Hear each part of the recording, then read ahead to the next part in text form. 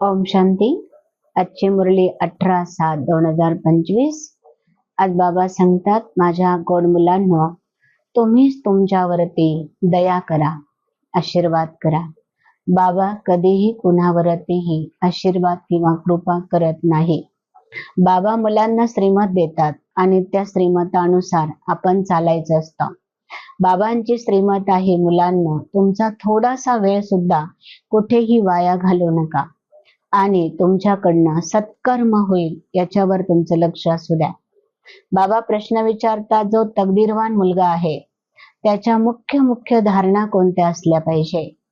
तर जो तकदीरवान मुलगा आहे तो सकाळी सकाळी उठेल, बाबांना गुड मॉर्निंग करेल, बाबांची प्रेमाने आठवण करेल, बाबांशी गप्पा गोष्टी करेल आणि तो स्वतःवरती कधीही बेरहमी रचणार नाही.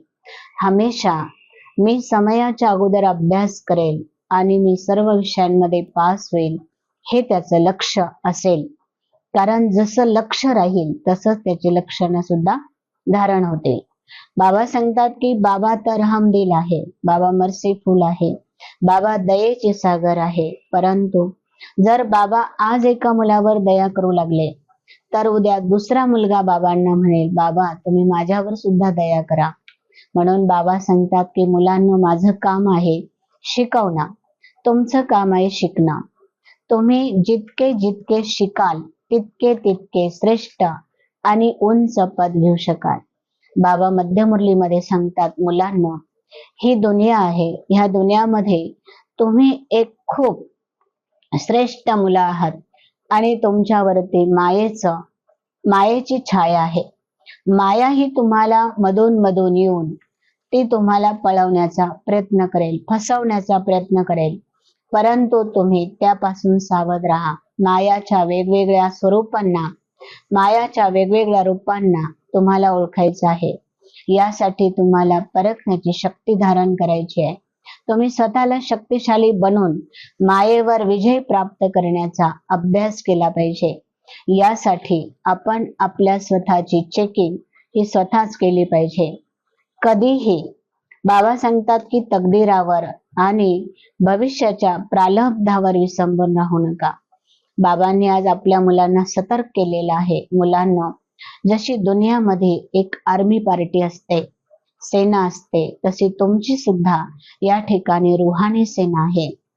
त्या मिलिटरीच्या सेनेमध्ये प्रत्येक ठिकाणी कमांडर हे अलर्ट करतात, आपल्या स्वतःला सतर्क ठेवतात. तशा रीतीने आपणही या कर्मक्षेत्रावरती रूहानी मिलिटरीमध्ये आहोत आणि आपल्यालाही स्वतःला तेवढं सतर्क ठेवणं, अलर्ट ठेवणं काळाची गरज आहे. बाबा सांगतात, नाही तर माया कोणत्याही गेटने येईल, कोणत्याही दिशेने येईल आणि तुमच्यावर हल्ला करून जाईल, हे तुम्हाला लक्षात येणार नाही. म्हणून बाबांची आठवण करता करता अनेकांना आपल्या समान बनवण्याची सेवा करायची आहे. बाबा सांगतात, चॅरिटी बिगन्स एट होम. विश्वाचं कल्याण करायचं असेल तर त्याची सुरुवात माझ्यापासून केली पाहिजे. मी बदलले तर माझं घर बदलेल आणि घर बदललं तर माझा देश बदलेल, देश बदलला तर माझं विश्व बदलेल. बदलण्यासाठी वेळ लागणार नाही, परंतु स्वतः बदललं पाहिजे. सर्वांना प्रेमाने समजवा आणि इतरांना समजून घ्या.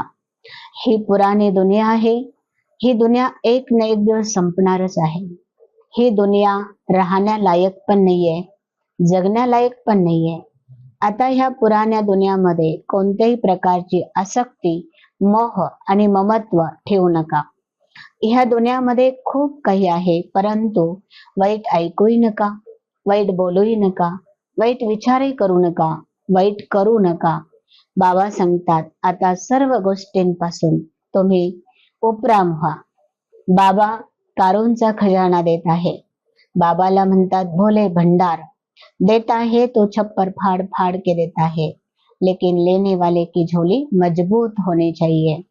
आपल्याला ह्या गोष्टीचा नशा आणि खुशी असायला पाहिजे की बाबा मला कोणता खजाना देत आहे आणि तो खजाना जवळ द्वापार युगाच्या अंतापर्यंत संपणार नाही, एवढी बाबा आपल्याला खात्री देत आहे. मग बाबा विचारतात, आहे का तेवढा नशा तुम्हाला? तुम्हाला तेवढी खुशी आहे का की बाबा मला कारूंचा खजाना देत आहे? ह्या खुशीमध्ये नेहमी राहा. बाबा म्हणतात, प्रत्येक संकल्प, प्रत्येक बोल आणि प्रत्येक कर्म तुमचं फळ देणारं असेल, असे तुम्ही रूहानी प्रभावशाली राहा. जेव्हा पण तुमच्या संपर्कात कोणी येत असतं, तेव्हा तुमच्या मनाच्या भावना ह्या स्नेही असल्या पाहिजे, प्रेमळ असल्या पाहिजे, सद्भाव असले पाहिजे.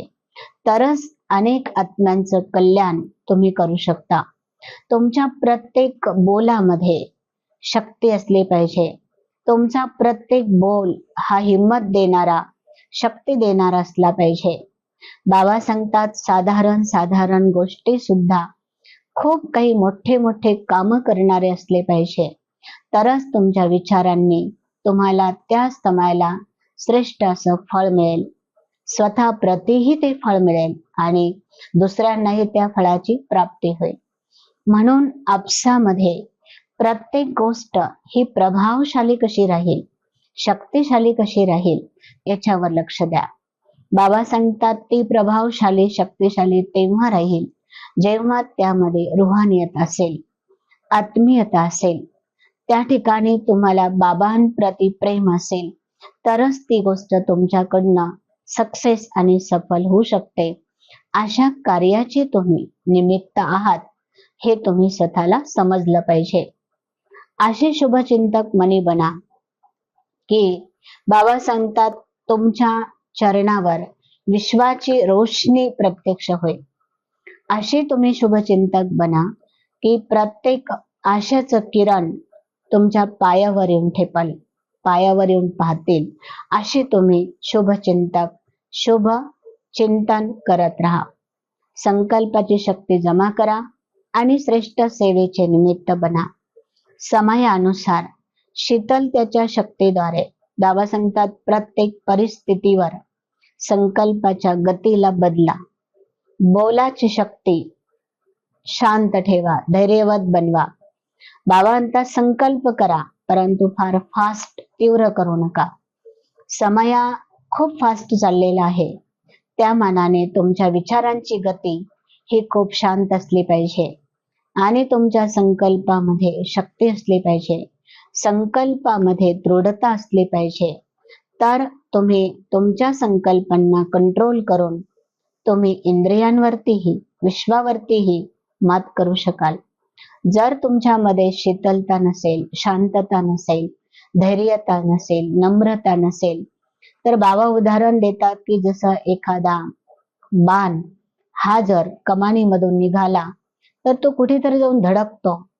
तसा तुमच्या संकल्पावर जर कंट्रोल नसेल तर तुमचा संकल्प व्यर्थ जाईल आणि त्या संकल्पाची सिद्धी तुम्हाला कधीही मिळणार नाही. यासाठी तुम्हाला धैर्यवत बनणं, शीतल शांत बनणं काळाची गरज आहे.